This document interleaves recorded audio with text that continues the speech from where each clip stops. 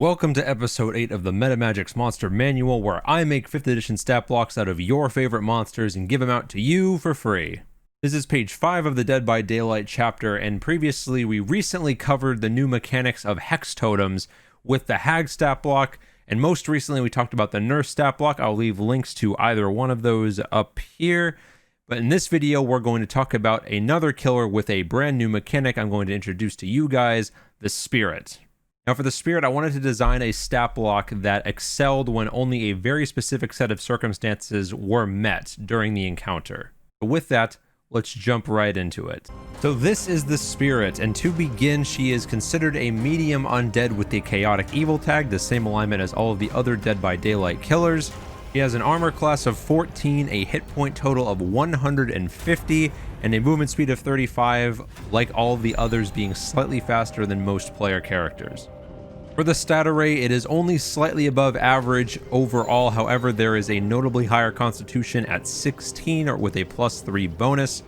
She is immune to necrotic damage as she is an undead, and also immune to bludgeoning, piercing, and slashing from non-magical attacks just like all the other killers, but again could be turned down to a resistance if your party is low on magic. In terms of condition immunities, due to her phase-ish nature, she is immune to being grappled and restrained.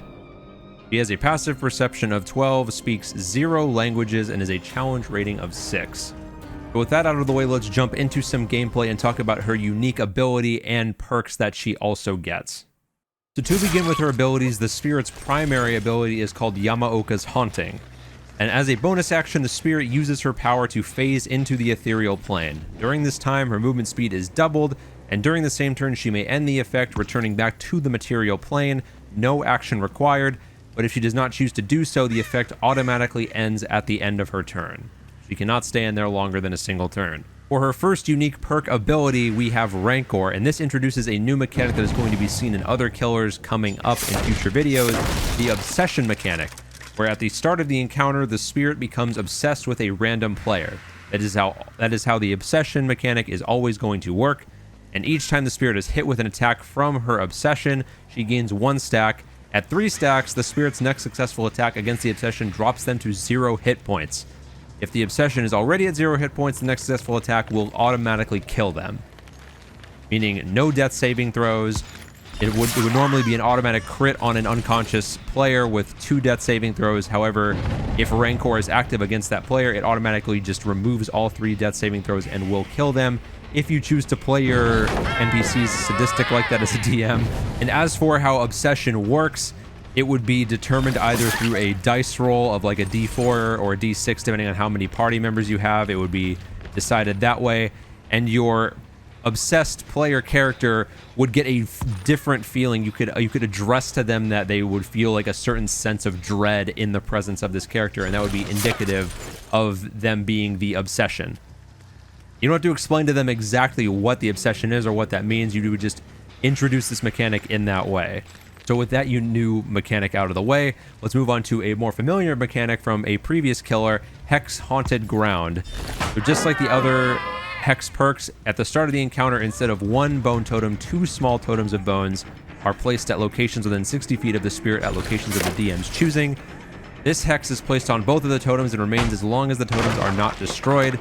A creature can use an action to destroy the totem, and a DC 14 Wisdom Perception check within 30 feet of the totem is required to see it. Once either of the totems are destroyed, all player characters become vulnerable to all damage for the next 60 seconds. So this is a trap totem. The previous hex totems from the Hag were meant to be destroyed, and that would be the best way to introduce your players to the hex totem mechanic. But then once you've already gotten them used to the idea of needing to destroy the totems, you throw in this Haunted Ground trap totem, where if they destroy it, every single player is negatively impacted, and they won't know it until they start taking double damage from all their attacks. So moving on from that ability, we have her final perk, Spirit Fury. After 4 successful attacks against the Spirit from any source, the next successful attack against the Spirit deals no damage. So this perk is designed to have your party pay attention to who's attacking when, and not waste really big single target burst damage on an attack that would just miss. It would keep your players on your toes. For her only action, she has a single attack of her Spirit Sword, which is a melee weapon attack, +4 to hit, reach 5 feet, 1 target, and does 10 or 3d6 +1 slashing damage. The way I would run the Spirit in a game would be a very devious hit and run type of character, where you could go in with your normal attack, just walking up and hitting a character before then using your bonus action to phase out into the ethereal plane and moving to a separate location and waiting for, say, the party to destroy the trapped hex totem. Or you would purposely only attack towards your obsession so that they would guaranteed hit you multiple turns in a row so that you could instantly down them. There's a lot of really devious ways you could play around with this killer and this stat block, so I hope you guys do enjoy this. That is going to do it for me today. That is how I would run the Spirit. As always, there will be a link down in the description below that will take you to either my Discord or my Twitter, where I will have a picture of the stat block for you to take and download. Use it for your own games, guys. Have fun with it. That's going to do it for me today. Until next time, guys, have fun, stay safe, and as always, happy gaming.